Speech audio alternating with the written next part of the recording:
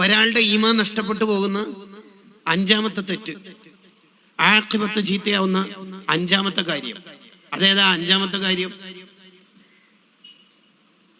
അൽ കിബ്റു വൽ ഉജുബു വൽ ഹസദ്. ഈ മൂന്നിലേതെങ്കിലും ഒരു സ്വഭാവം ഒരാൾക്കുണ്ടെങ്കിൽ അയാളുടെ ഈമാൻ മരണസമയത്ത് നഷ്ടപ്പെടാനുള്ള സാധ്യത കൂടുതലാണ്. കിബർ ഉണ്ടാവുക. ഇതുകൊണ്ടാണ് ഇബ്ലീസ് പൊട്ടിപ്പോയത്. കിബറുണ്ട്. 80,000 കൊല്ലം ഇബാദത്തുണ്ടായിരുന്നല്ലോ. ചില റിപ്പോർട്ടുകൾ അനുസരിച്ച് ഇബ്ലീസിന് 80,000 കൊല്ലത്ത് ഇബാദത്തുണ്ടായിരുന്നു അല്ലേ? എന്നിട്ട് മൂപ്പര് സുജൂദ് ചെയ്യാത്ത സ്ഥലമുണ്ടാ ലോകത്ത്? എല്ലാ ഇബാദത്തും ബാത്തിലായില്ലേ? മൂപ്പര് കിബറുണ്ട്. ഫസ്ജുദ് ലഹു, ആദ്യ നബിക്ക് സുജൂദ് ചെയ്യൂ. മൂപ്പര് സുജൂദ് ചെയ്തിട്ടില്ല. കിബറാണ്, വേറൊന്നും അല്ല കാരണം.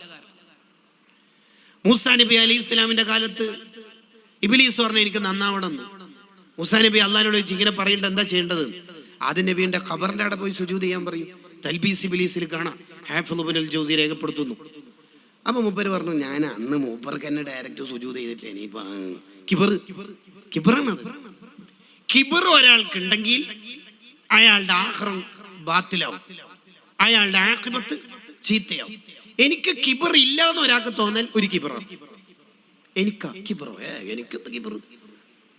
നമ്മളെപ്പോഴും നമ്മളെ ടെസ്റ്റ് ചെയ്തുകൊണ്ടിരിക്കണം. ഹൃദയത്തിലേക്ക് സെൽഫി എടുത്തോണ്ടേയിരിക്കണം. എനിക്ക് ആ പ്രശ്നമുണ്ടോ? അതാണ് സ്വഹാബത്തിന്റെ ഒരു സ്റ്റൈല്. ഹൻളല റളിയല്ലാഹു അൻഹു വഴിയിലൂടെ നടന്നു പോകുമ്പോൾ പറയാണ് നാഫഖ ഹൻളല, നാഫഖ ഹൻളല. ഹൻളല മുനാഫിഖായി, ഹൻളല മുനാഫിഖായി. സിദ്ദീഖുൽ അക്ബർ റളിയല്ലാഹു അൻഹു കണ്ടപ്പോൾ ചോദിച്ചു എന്താണ് ഹൻളല മുനാഫിഖായി ഇങ്ങനെ വിളിച്ചു പറയണത്? നബി സല്ലല്ലാഹു അലൈഹി വസല്ലം തങ്ങളുടെ വയലും സദസ്സൊക്കെ കേൾക്കുമ്പോൾ ആഖിറും നരകവും സ്വർഗ്ഗമൊക്കെ ഓർമ്മ വരും. വീട്ടിലെത്തിയാൽ അതൊന്നും ഇല്ലല്ലോ, ഞാൻ മുനാഫിഖാണോ എന്ന് എനിക്ക് പേടിയുണ്ട്. അപ്പൊ സിദ്ദീഖ് റളിയല്ലാഹു എന്താ പറഞ്ഞത്? എനിക്കും ആ പേടിയുണ്ട്. നിങ്ങൾ നോക്കി, നമുക്ക് നമ്മളെ കുറിച്ച് എപ്പോഴും പേടി വേണം. ഉസ്മാൻ റളിയല്ലാഹു അൻഹു പറഞ്ഞല്ലോ, ഒരു മുഅ്മിൻ യഥാർത്ഥ മുഅ്മിനാവുന്ന അയാൾക്ക് കുറെ പേടികൾ ഉണ്ടാവുമ്പോഴാണ്. ഇത് ഖബർ ശിക്ഷ പറഞ്ഞാലും പേടിയില്ല, ആഖിറം പറഞ്ഞാലും പേടിയില്ല എന്ന അർത്ഥത്തിലാവരുത്. കുറെ യുക്തിവാദികളുടെ പ്രഭാഷണങ്ങളും കുറെ ട്രോളുകളൊക്കെ കേൾക്കുമ്പോഴാണ് ഹൃദയം ഇങ്ങനെ ചത്തുപോകുന്നത്. അവർക്ക് പിന്നെ ആഖിറം പറഞ്ഞാൽ എന്ത് പേടി ഉണ്ടാവാനാണ്? നമുക്ക് പേടി വേണം. 40 കൊല്ലം പള്ളിയിൽ ബാങ്ക് വിളിച്ചാൽ ഈമാനില്ലാണ്ട് മരിച്ചുപോയ ചരിത്രമില്ലേ കിതാബില്? സ്ഥിരമായിട്ട് ഹജ്ജ് ക്ലാസ് എടുത്ത ആൾ ഈമാനില്ലാതെ മരിച്ചുപോയതില്ലേ കിതാബില്? എത്ര ആൾക്കാർ. 120 സ്വഹാബിമാരുടെ അടുത്തുനിന്ന് ഞാൻ ദീൻ പഠിച്ചപ്പോൾ ആ 120 മഹാന്മാർക്കുള്ള പേടി ഞാൻ മുനാഫിഖായി പോവോ എന്നാണ് ഇബ്നു അബി മുലൈക്ക് റളിയല്ലാഹു അൻഹു പറയുന്നത് ഹദീസ് ഗ്രന്ഥങ്ങളിൽ കാണാം. അവർക്കൊക്കെ പേടിയാണ് ശരിക്കും. സിദ്ദീഖ് റളിയല്ലാഹു അൻഹുവിനോട് നബി സല്ലല്ലാഹു അലൈഹി വസല്ലം പറഞ്ഞല്ലോ, ലോകത്ത് 360 നന്മയുണ്ട്, ഏതെങ്കിലും ഒരു നന്മ ഒരാൾക്കുണ്ടെങ്കിൽ അയാൾ സ്വർഗത്തിലെത്തും. അപ്പൊ സിദ്ദീഖ് റളിയല്ലാഹുവിന്റെ ചോദ്യം എന്താ? അഫിയ ഹസ്ലത്തുൽ വാഹിദ, എനിക്ക് ഏതെങ്കിലും ഒന്നുണ്ട് നബി, എങ്ങനെങ്കിലും ഒന്ന് കഴിച്ചിലാവാനാണ്. കണ്ടോ, ഒരു പേടി കണ്ടോ? നബി സല്ലല്ലാഹു അലൈഹി വസല്ലം പറഞ്ഞു മോനെ കുറിച്ച് ഇവിടെ ചർച്ചയില്ലല്ലോ, മോനിക്ക് 360 ഉണ്ട്. കണ്ടോ? ഉമർ ഇബ്നുൽ ഖത്താബ് റളിയല്ലാഹു അൻഹു വഫാത്താവുന്ന ഘട്ടം നമുക്കറിയാം. സുബ്ഹി നിസ്കാരത്തിനിടയിൽ കുത്തേറ്റിട്ടാണല്ലോ പരിക്കേൽക്കുന്നത്. ആ പരിക്കിലാലാണ് ഒരു വഫാത്താവുന്നത്. ആ വഫാത്താവുന്ന ഘട്ടത്തിൽ ഉമർ ഇബ്നുൽ ഖത്താബ് സഹാബി അല്ലാത്ത കുറെ മുനാഫിക്കീങ്ങൾ ഉണ്ട് നമ്മുടെ ചുറ്റുവട്ടത്ത് എന്ന് നിങ്ങളോട് നബി തങ്ങൾ പറഞ്ഞിട്ടില്ലേ? കുറെ ആൾ മുനാഫിക്കീങ്ങളെ. അതെ, ആ ലിസ്റ്റ് എനിക്കൊന്ന് വേണം. നിങ്ങളിപ്പോ വഫാത്താവുകയല്ലേ ചെയ്യണത്? അതെ, നിങ്ങൾ വഫാത്താവുന്ന ഘട്ടത്തിൽ എന്തിനാ മുനാഫിക്കീങ്ങളുടെ ലിസ്റ്റ് കിട്ടേണ്ടത്? അതിനെ കൊണ്ടുള്ള കാര്യം എന്താ? അതിന് ഉമർ റളിയല്ലാഹു അൻഹു പറയാണ്, മുനാഫിക്കീങ്ങളുടെ ലിസ്റ്റ് ആരെല്ലാണ് മുനാഫിക്കീന്ന് എനിക്ക് അറിയൊന്നും വേണ്ട. പിന്നെ എന്താ വേണ്ടത്? ആ ലിസ്റ്റിൽ ഈ ഉമർ മുനാഫിക്കാണോ എന്നൊന്ന് നോക്കാനാണ്. എപ്പോഴാ? ഇസ്ലാമിലേക്ക് വന്ന ഉടനെ അല്ല ഉമർ റളിയല്ലാഹു ഈ ചോദ്യം. പിന്നെ എപ്പോഴാ? നീതിപൂർവ്വം കൊല്ലങ്ങളോളം പണിയെടുത്ത് രാത്രി ഉറക്കൊഴിഞ്ഞ് ഇബാദത്ത് ചെയ്ത് ഖുർആൻ ഓതുമ്പോൾ അർത്ഥം ചിന്തിച്ച് ബോധരഹിതനായി വീണുപോയി വഫാത്താകുമ്പോൾ 2 കണ്ണിൽ നിന്ന് അള്ളാഹുവിനോർത്ത് കരഞ്ഞ് ആ കണ്ണീര് ഒരുപാട് ഒഴുകിയതിന്റെ കാരണം കൊണ്ട് കവിൾത്തടത്തിൽ കറുത്ത വര വീണ നീതിയുടെ ഏറ്റവും വലിയ ഉദാഹരണമായ ഉമർ റളിയല്ലാഹു അൻഹു വഫാത്തിന്റെ സമയത്ത് ബേജാറാണ്, ഞാൻ മുനാഫിക്കാണോ? നമുക്കൊക്കെ അങ്ങനെ പേടി വേണം. ഞാൻ ഫോട്ടോന്റെ ആളാണോ? ഏത് പരിപാടിക്ക് പോയാൽ ഉസ്താദിന്റെ ഒപ്പം ഫോട്ടോ എടുക്കണമെന്ന് ചിന്തിക്കുന്ന ആളാണോ? ഞാൻ സംഭാവന കൊടുത്തത് അവിടെ എത്തുമ്പോൾ എനിക്ക് ബഹുമാനം കിട്ടണമെന്ന് വിചാരിച്ചിട്ടാണോ? കാറിന്ന് ഇറങ്ങുമ്പോൾ മുത്താലിങ്ങളെ എൻ്റെ കൈ പിടിച്ചിട്ട് ഓഫീസിലേക്ക് ഇരുത്തണം എന്ന് വിചാരിച്ചിട്ടാണോ? ഈ പേടിയൊക്കെ നമുക്ക് വേണം. നമ്മളെന്തിനാ ഈ പണിയെടുക്കണത്? നമുക്ക് നമ്മുടെ ഉള്ളിൽ പേടി വേണം. എനിക്ക് കിബറുണ്ടോ, എനിക്ക് റിയാ ഉണ്ടോ, എനിക്ക് ഒജ്ജുബുണ്ടോ? ഈ പേടി നമുക്ക് ഉണ്ടാവണം. അപ്പോഴല്ലേ ഒരാൾ മുഅ്മിനാവുക. എന്റെ ഈമാൻ നഷ്ടപ്പെടുവോ എന്ന് പേടി വേണം. ഒരാൾക്ക് അങ്ങനെ പേടി ഇല്ലാന്ന് കരുതാം. മാ അമിന അഹദുൻ അലാ ദീനിഹി ഇല്ലാ സുലിബ. സുഫിയാൻ സൗരി റളിയല്ലാഹു അൻഹു പറയാ, ഒരാൾക്ക് തീരെ പേടിയില്ല എന്റെ ഈമാൻ നഷ്ടപ്പെടുവോന്ന്. എന്റെ ഈമാനം നഷ്ടപ്പെടില്ല. ഞാൻ ഏത് കാലത്ത് 89 മുതലേ ഇടുണ്ട് ഉസ്താദെ. എത്ര ഉസ്താമാരുടെ അടുത്ത് ഓതി പഠിച്ചാളാ. എന്റെ ഈമാൻ നഷ്ടപ്പെടൂല എന്ന് ഒരാൾക്ക് തോന്നിയാൽ ഷുവർ അയാളെ ഈമാൻ അങ്ങ് പോകും. പേടിയാ ഉണ്ടാവേണ്ടത്. എന്റെ ഈമാൻ പോവോ, എന്റെ ഈമാൻ പോവോ, എന്റെ ഈമാൻ നഷ്ടപ്പെടുവോ? ആ പേടി. ഏത് ആക്കിബത്ത് ചീത്തയാകുന്ന കാര്യം പറഞ്ഞാലും അതെനിക്കുണ്ടോ എന്ന് പേടിയാ നമുക്ക് ഉണ്ടാവേണ്ടത്. നമ്മൾ വിജയിച്ചു എന്ന് ഒരിക്കലും വിചാരിക്കരുത്. മഹാനായ സയ്യിദുനാ അബൂബക്കർ സിദ്ദീഖ് റളിയല്ലാഹു അൻഹുവിനെ ആരെങ്കിലൊക്കെ പുകഴ്ത്തിയാൽ, ആരെങ്കിലൊക്കെ സിദ്ദീഖ് റളിയല്ലാഹു പുകഴ്ത്ത, സിദ്ദീഖ് റളിയല്ലാഹു ഇപ്പുറത്ത് നിന്നിട്ട് ഒറ്റ കരച്ചില. എന്തിനാ കരയണത്? എൻ്റെ ഉള്ളറിഞ്ഞിരുന്നെങ്കിൽ അയാൾ പുകഴ്ത്തൂലായിരുന്നു. അല്ലാഹുവേ, ഇയാൾ പുകഴ്ത്തിയ കാരണം കൊണ്ട് എന്നെ ശിക്ഷിച്ചേക്കല്ലേ, എൻ്റെ ഉള്ള അത്രയും മോശമാണെന്ന്. എന്തുള്ളു മോശമെന്ന്? ആരാണ് ഈ സിദ്ദീഖ് റളിയല്ലാഹു? ലോകത്ത് അവരെക്കാൾ വലിയ ആരാ ഉള്ളത്? ആഖിറത്തിലെത്തിയാൽ വലത് കൈയിൽ കിതാബ് കിട്ടുന്ന ഒന്നാമത്തെ ആള് ഉമർ ഇബ്നുൽ ഖത്താബ് റളിയല്ലാഹു അൻഹു ആണ് എന്ന് പറഞ്ഞപ്പോൾ നബി സല്ലല്ലാഹു അലൈഹി വസല്ലം തങ്ങളോട് ചോദിച്ചു, ശരിക്കും സിദ്ദീഖ് തങ്ങൾക്കല്ലേ ഒന്നാമത് കിട്ടേണ്ടത്? അതിന് നബി തങ്ങളുടെ മറുപടി, സിദ്ദീഖ് റളിയല്ലാഹു മഹ്ശറിൽ കാല് കുത്തുമ്പോഴേക്ക് തന്നെ മലക്കുകൾ പൊക്കിയെടുത്ത് സ്വർഗത്തിലേക്ക് കൊണ്ടുപോകും. എന്ത് കിതാബ് വാങ്ങാൻ സമയം, വെയിറ്റ് ചെയ്യാൻ സമയം ഉണ്ടാവില്ല.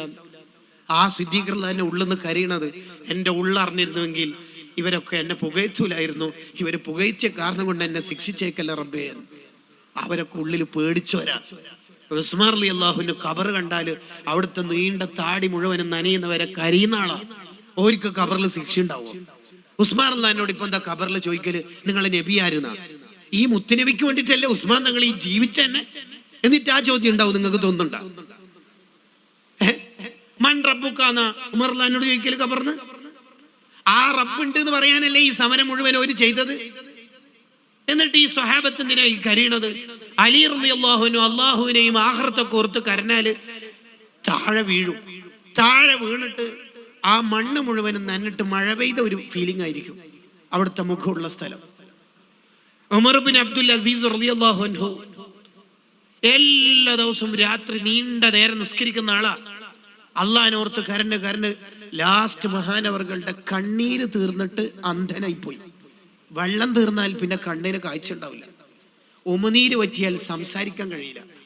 കണ്ണീര് പറ്റിയാൽ പിന്നെ കാഴ്ച ഉണ്ടാവില്ല. മഹാനവറുകൾ അന്ധനായി പോയി. നിങ്ങൾക്കറിയോ, സാബിത്തുൽ ബുനാനി റളിയല്ലാഹു അൻഹു അനസ് ബിൻ മാലിക് റളിയല്ലാഹുവിന്റെ പ്രിയപ്പെട്ട ശിഷ്യനാണ്. ഈ സാബിത്ത് റളിയല്ലാഹു അൻഹു എല്ലാ ദിവസവും 300 റക്അത്ത് സുന്നത്ത് നിസ്കരിക്കും. എല്ലാ ദിവസവും. സാബിത്ത് തങ്ങൾ വഫാത്തായപ്പോൾ ഖബറടക്കുന്ന ഘട്ടത്തിൽ മേലെ വെക്കുന്ന കല്ല് താഴെ വീണുപോയി. മയ്യത്തിന്റെ ദേഹത്തല്ല, സൈഡിൽ വീണുപോയി. വെച്ച കല്ലൊക്കെ മാറ്റിയിട്ട് ഖബർ ഒഴിക്കുന്ന ആൾ ആ കല്ലെടുക്കാൻ വേണ്ടി താഴെ ഇറങ്ങിയപ്പോ കണ്ട അത്ഭുതം എന്താ അറിയാം? സാബിത്ത് തങ്ങളുടെ ഖബറൊക്കെ വിശാലായിട്ടുണ്ട്. മഹാനവറുകൾ നിന്ന് നിസ്കരിക്കാൻ തുടങ്ങിയിട്ടുണ്ട്. ഖബർ കല്ല് വെച്ച് പൂർത്തിയായിട്ടില്ല, മണ്ണിട്ടില്ല എന്നല്ല, കല്ലെന്നെ വെച്ചിട്ട് പൂർത്തിയായിട്ടില്ല. അപ്പോഴേക്കും ഒരു ഖബറിന്റെ ഉള്ളിൽ നിന്ന് നിസ്കാരം തുടങ്ങിയിട്ടുണ്ട്. ഖബർ കുഴിക്കുന്ന ആളും മുഅ്മിനീങ്ങളും കണ്ട് ഞെട്ടിപ്പോയി. ഉടനെ തന്നെ അത് പൂർത്തിയാക്കിയിട്ട് ഇവരെല്ലാവരും മഹാന്റെ വീട്ടിലേക്ക് ചെന്നു. മഹാന്റെ മകളോട് ചോദിച്ചു, വാപ്പാന്റെ ലൈഫ് ഒന്ന് പറയൂ. വാപ്പ എപ്പോഴും പാതിരാത്രി എഴുന്നേറ്റ് നിസ്കരിക്കും. സുബിഹോട് അടുത്ത സമയമായാൽ ദ്വാരക്കും, അല്ലാ ഖബറിന്റെ ഉള്ളിൽ നിന്ന് ആർക്കെങ്കിലും നിസ്കരിക്കാൻ ചാൻസ് കൊടുക്കുന്നുണ്ടെങ്കിൽ അതെനിക്ക് തരണേ എന്ന് പറഞ്ഞാൽ ഫർലിന്റെ പുറമെ ഡെയിലി 300 റക്അത്ത് സുന്നത്ത് എല്ലാ ദിവസവും നിസ്കരിച്ചിട്ടും അള്ളാഹിനോട് പറയാണ്, നിന്നോട് വർത്താനം പറഞ്ഞിട്ട് പൂതി തീർന്നിട്ടില്ല, ഖബറിനും തരണേ അള്ളാഹ് പ്ലീസ്. ഓരാണ് അള്ളാഹിനെ ഓർത്ത് കരഞ്ഞിട്ട് ലാസ്റ്റ് വഫാത്തിന്റെ മുമ്പൊക്കെ ഓരോ കണ്ണിന്ന് കണ്ണീരല്ല വരത്ത്, വലിച്ചിട്ട് കരഞ്ഞിട്ട് ഓരോ കണ്ണിന്ന് ബ്ലഡാ വരത്ത്. ഓർക്കൊക്കെ പേടിയാ, ആഖിറത്ത് പോകാൻ പേടിയാ. നമുക്കുണ്ടാ പേടി? നമുക്കെന്തപ്പോ പേടിയില്ലേ? എനിക്ക് കിബറോ? ഞാനല്ലേ ഈ പള്ളിക്ക് 5 സെന്റ് കൊടുത്തത് അല്ലേ? ഞാൻ എത്ര കൊല്ലേ ഉസ്താദേ? നമ്മളൊക്കെ SSF ഉണ്ടാവുമ്പോൾ ഈ SSF കാലം സ്വീകരിച്ചിട്ടുണ്ടോന്ന് എവിടുന്ന് അറിയലെന്നറിയോ? വൽ ഫഖ്റ ഇലൽ മീസാൻ. അത് മീസാനിൽ വെക്കാൻ പറ്റുന്ന അമലാണോ എന്ന് നോക്കിയിട്ട് പറഞ്ഞാൽ മതി എന്നാ ഹാത്തിമുൽ അസമ്മതങ്ങൾ പറഞ്ഞത്. ഞാനൊക്കെ സംഘടനയിൽ ഉണ്ടാകുമ്പോൾ ആ ഡയലോഗൊക്കെ ഒന്ന് നിർത്തിയിട്ട് ഉള്ളിന്റെ ഉള്ളിൽ എപ്പോഴും ഒരു പേടി ഉണ്ടാവും. അല്ലാ, ആഖിറത്തിൽ കുടുങ്ങിപ്പോകുമോ എന്നുള്ള പേടി ഉണ്ടാവും. സുഫിയാൻ സൗരി റളിയല്ലാഹു അൻഹുവിന്റെ വയറിന് വല്ലാതെ വേദന വന്നപ്പോൾ മൂത്രം ടെസ്റ്റ് ചെയ്യാൻ പറഞ്ഞു. Lab technician MLT പഠിച്ചവർക്കറിയാലോ. അങ്ങനെ മൂത്രം ടെസ്റ്റ് ചെയ്ത ഡോക്ടർ ഇസ്ലാമിലേക്ക് വന്നതിന്റെ കാരണം എന്താ അറിയോ? മൂപ്പരുടെ റബ്ബിനെ പേടിച്ചിട്ട് കരഞ്ഞിട്ട് ബ്ലഡ് വരാൻ തുടങ്ങിയിട്ടുണ്ട്. മൂപ്പരുടെ റബ്ബിനെ പേടിച്ചിട്ട് മൂത്രം ഒഴിക്കുമ്പോ ബ്ലഡ് വരാൻ തുടങ്ങിയിട്ടുണ്ട്. അത് കണ്ടിട്ട് എനിക്ക് തന്നെ ആഖിറ ഓർമ്മ വന്നു എന്ന് പറഞ്ഞ അയാൾ ഇസ്ലാം സ്വീകരിച്ചത്ര. നിങ്ങൾ നോക്കി, അവരൊക്കെ ആഖിറം പേടിച്ചവരാ. ശരിക്കും നമ്മളല്ലേ കൂടുതൽ കരയേണ്ടത്? ഒരുപാട് തെറ്റുകുറ്റങ്ങൾ ചെയ്ത നമ്മളല്ലേ കരയേണ്ടത്? അതെ, പിന്നെന്താ മഹാന്മാര് കരയണത്? അതിന് ഇമാം ഷാറാനി റഹിമഹുല്ല അവിടുത്തെ തംബീഹുൽ മുഖ്തദീനിൽ ഒരു ഉത്തരം പറയുന്നു. അള്ളാഹിനെ കൂടുതൽ അറിഞ്ഞവരാണ് കൂടുതൽ കരയുക. അള്ളാഹിനെ അറിയുന്നവരെ അള്ളാഹിനെ ഓർത്ത് കരയുള്ളൂ. സിറാത്ത് വാല ഓർത്ത് കരയുള്ളൂ. മീസാൻ ഓർത്ത് കരയുള്ളൂ. നമ്മുടെയൊക്കെ മീസാന് കനം തൂങ്ങാൻ പറ്റുന്നതാണോ? നമ്മുടെ നന്മക്ക് ഭാരമുണ്ടാവുമോ എന്നൊക്കെ നമ്മൾക്ക് എപ്പോഴും പേടിയുണ്ടാവണം.